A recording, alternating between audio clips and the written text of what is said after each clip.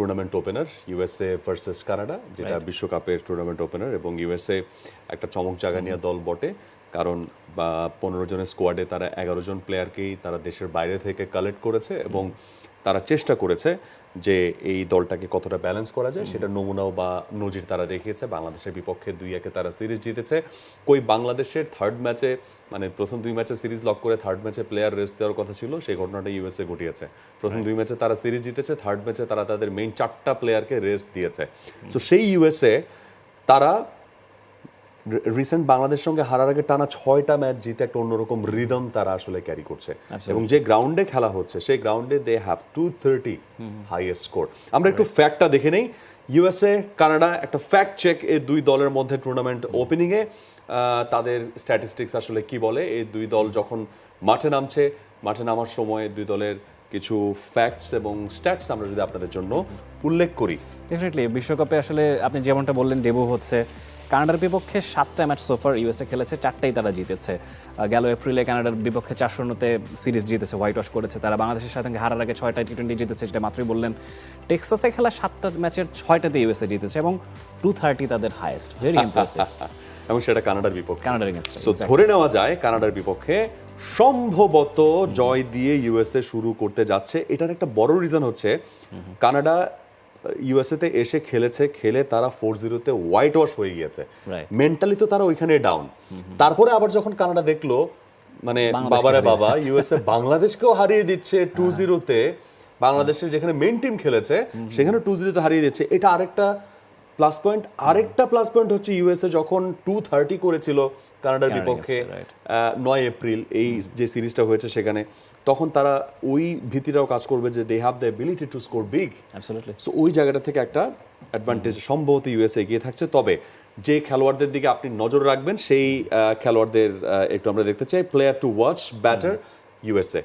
USA এর কোন কোন ব্যাটসম্যানের দিকে আপনাকে নজর রাখতে হবে সেই জায়গাটা যদি আমরা একটু দেখি। স্টিভেন টেইলর প্রথম নামটা আমার কাছে, কারণ তার একটা সেঞ্চুরিও আছে। Look at his average 41.2 in টি20 format, not bad, and 742 run so far. Andries Gous, যিনি কানাডিয়ান বংশোদ্ভূত, অবশ্য কানাডার বিপক্ষে তিনি খেলবেন, 161-26 অ্যাভারেজ। অ্যান্ড কোরি অ্যান্ডারসন, নিউজিল্যান্ডের এক্সপ্লোসিভ ব্যাটারটা সম্পর্কে আমরা সবাই জানি।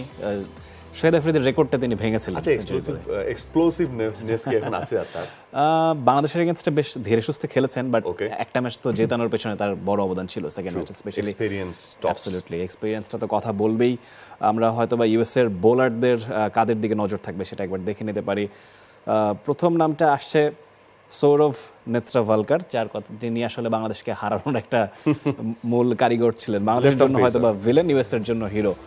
27 ম্যাচে হয়তো 27 উইকেট তিনি পেয়েছেন, 6.7 ইকোনমি রেট। আলী খান, এই নামটাও বারে বারে আসছে, ইন্ডিয়ান একজন ক্রিকেটার, পাকিস্তানি ক্রিকেটার। 8 ম্যাচে 9 উইকেট নিয়েছেন, 7.7 তার ইকোনমি রেট। হারমিত সিং 6 ম্যাচে 6 উইকেট নিয়েছেন, 6.4 ইকোনমি রেট। ইকোনমি রেটটা তিনজনেরই বেশ ইমপ্রেসিভ কিন্তু টি20 বিবেচনায়। সৌরভ নেত্রাভালকার, হারমিত সিং দুজনেই হচ্ছে মুম্বাইয়ের, আলী খান হচ্ছে পাঞ্জাবের, পাকিস্তানের। সো পাকিস্তান আর ভারত মিলে ইউএসএ কে উঠিয়ে তুলছে, মানে এটা একটা চেষ্টা তারা করবে। আমরা যদি প্লেয়ার টু ওয়াচ ব্যাটার কানাডার ব্যাটারদের দিকে চলে আসি, সেখানে 3 জন ব্যাটারের দিকে আপনাকে স্পেশাল নজর রাখতে হবে। নবনীত ধালিওয়াল, তিনিও আসলে ইন্ডিয়ান। রবিন্দর পাল সিং, তিনিও ইন্ডিয়ান। অ্যারন জনসন, তাকে নিয়ে আমার মানে তার তথ্য আমি ঘাটাঘাটি করে যতটুকু বুঝলাম যে একমাত্র তিনি হচ্ছেন সম্ভবত কানাডিয়ান বংশোদ্ভূত, পুরো কানাডা টিমে। হ্যাঁ, ভেরি ইন্টারেস্টিং। সম্ভবত পুরো স্কোয়াডে, আর বাকি সবাই বাইরের। ওকে, বাকি সবাই বাইরের। তারা হচ্ছে মানে বাইরের ব্যাপারে আস্থা বেশি আর কি। অ্যারন জনসন খুবই চমৎকার, 713 রান, তার দুটো সেঞ্চুরি আছে। You have to remember that. Navneet Dhaliwal, Ravinder Pal Singh, প্রত্যেকেরই রান এবং scoring ability it's really good. Let's go for the bowlers from Canada.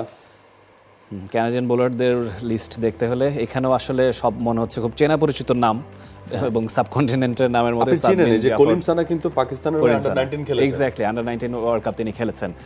16 ম্যাচে 27 উইকেট তার, 36 ম্যাচে 39টা উইকেট ডিলন হেলিগার, এবং সাদ বিন জাফর সবচেয়ে বেশি উইকেট তার কানাডার পক্ষে 37 ম্যাচে। ডিলন নামটা শুনে মনে হয় না যে সম্ভবত তিনি কানাডার। হ্যাঁ, মনে হচ্ছে না, গায়ানার। ও, ভেরি ইন্টারেস্টিং। সাদ বিন জাফর পাকিস্তানের, কলিম সানা পাকিস্তানের। তো পাকিস্তান আর ইন্ডিয়া কিন্তু কানাডা ইউএসএ এই দুই দলের মধ্যে মানে ব্যাপারটা অনেক বেশি আমরা দেখেছি। আমরা যেটা দেখেছি ইউএসএ 15 জনের মধ্যে 11 জনই হচ্ছেন বাইরের। সাউথ আফ্রিকার প্লেয়ার আছে, সেখানে নিউজিল্যান্ডের প্লেয়ার আছে, সো ইন্ডিয়া পাকিস্তান তো অনেক। সো যাই হোক, মানে ওভারঅল আমরা প্লেয়ার টু ওয়াচে এই কারণেই দেখলাম যে তাদের প্লেয়ারদের সামর্থ্য আছে, মেবি গেমটা ইন্টারেস্টিং হতে পারে।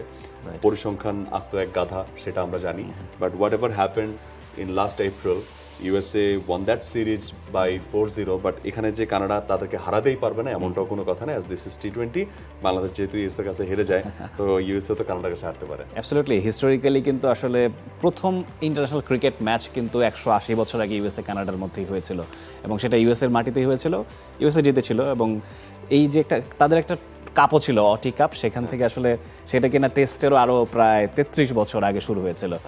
হিস্টোরিক্যালি তো আসলে অনেক কথাই বলা যায়, কিন্তু ক্রিকেটে তারপরে আসলে কি ঘটলো, ইউএসএ এবং কানাডা ক্রিকেট থেকে প্রায় হারিয়ে গেল, ইংল্যান্ড অস্ট্রেলিয়ার উত্থান, এবং সেই সঙ্গে সাউথ আফ্রিকা ওয়েস্ট ইন্ডিজের মতো টিম ডমিনেট করেছে। সেই সুযোগটা ফিরে আসুক এবং সেই এক্সপেকটেশন আমরা রাখবো। আজকের ম্যাচের মধ্য দিয়ে হয়তোবা সেটার গোড়াপত্তন হতে পারে, এবং হিস্টোরিক্যাল অ্যাসপেক্টটা বিবেচনাতেই আসলে প্রথম ম্যাচটা ইউএস এবং কানাডার মধ্যকার হতে যাচ্ছে। For more updates, subscribe to our YouTube channel and click on the bell icon. Follow us on Facebook and Instagram. Download T-Sports app to enjoy exciting games and highlights. Visit tsports.com.